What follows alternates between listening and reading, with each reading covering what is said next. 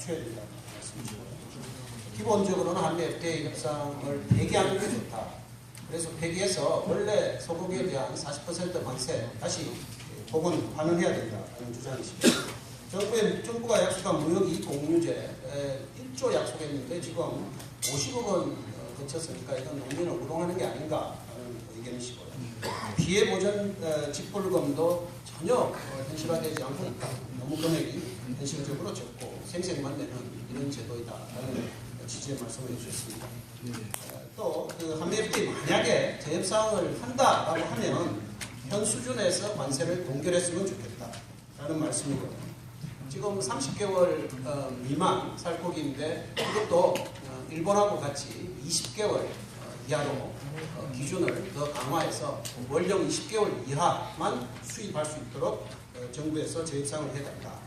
이런 말씀을 주셨습니다. 이런 의견들을 모시겠습니다. 네, 반갑습니다. 방금 소개받은 한국농업회장 이승호입니다. 저는 오늘 이 자리에 오기까지 고심을 상당히 많이 했습니다.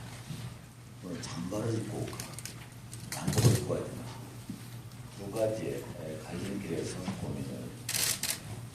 제가 오늘 잠바를 입고 왔으면 이 공청에 고민합니다.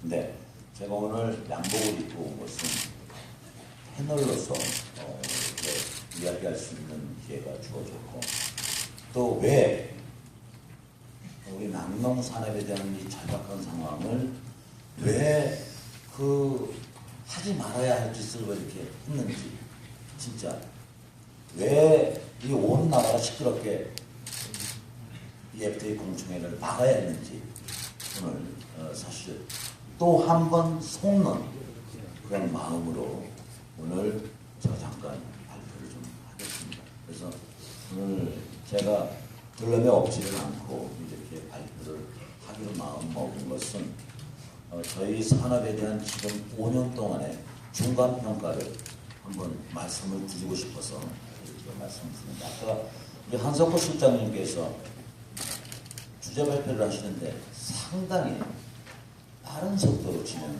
하셨습니다. 왜냐하면 저희 낙농 얘기를 하면 복잡해집니다. 그래서 쭉 지금부터 조금 시간이 걸리더라도 왜 우리가 그렇게 한미 FTA 공청회, 한미 FTA 협상을 반대했는지에 대해서 말씀을 드리겠습니다. 저는 한미 FTA로 인해서 국내 낙농산업이 얼마나 피해를 입었고 또 추후 개정 협상 시에 꼭 반영해야 할 부분에 대해서 간단히 말씀을 드리도록 하겠습니다. 한미 FTA 협상 결과에 대해서 말씀을 드리겠습니다. 먼저 한미 FTA 유제품 협상 결과에 대해서 말씀을 드리면, 협상 타결 당시에 우리 정부는 우유 수급에 밀접한 관련이 있는 분유에 대해서 고율 관세 176%를 유지했다는 명분을 저에게 내세웠습니다. 그러나 탈지 분유와 전지 분유, 연유에 대해서 TRQ 물량 5,000톤을 배정을 하면서 연한 설정 없이 매년 동기로 3% 증량한다는 전례 없는 협상 결과를 내놨습니다. 또 치즈 역시 15년 동안 관세 철폐와 TRQ 7,000여 톤 매년 동기 3% 증량을 미국 측에 양보를 했습니다. TRQ 합의 물량에 대한 국내 자율적인 관리 방식마저 포기를 했던 것입니다. 생산자 단체에서 배분 금지 및 쿼터 배분 시 국산품 구매 조건 금지, 쿼터 배분에 대한 접근을 가공업체에 한정하지 않는다는 내용의 합의를 했습니다. 이게 무슨 내용이냐 하면, 우리 국내산 분유가 지금 가격이 높다 해서 많이 제공 물량이 쌓여 있습니다. 근데 수입은 계속 늘고 있습니다. 왜?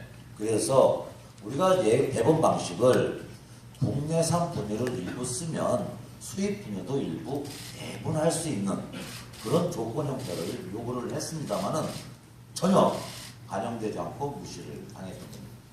그 다음에 오히려 우리 정부는 CRQ 설정으로 국내 낙농산업에 대한 보호장치를 마련하였다고 하면서 저희 농산물 같은 농산물 세이프가드 적용 대상에서 저희 낙농 제품 같은 경우에는 세이프가드 발동도 할 수가 없습니다.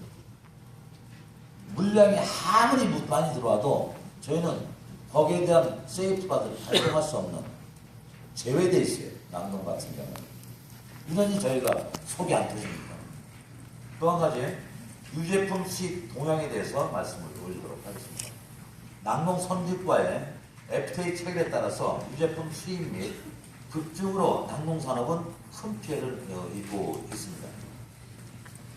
유제품 총 수입량은 2012년 340여만 톤에서 2016년 390만 톤으로 약 14%가 증가를 했고요. 유제품 수입량은 2012년 141여만 톤에서 2016년 183만여 톤으로 무려 20%가 증가를 했습니다. 특히 한미 FTA 체결에 따라 미국산 유제품 증가세가 눈에 띄게 두드러지게 눈에 띕니다.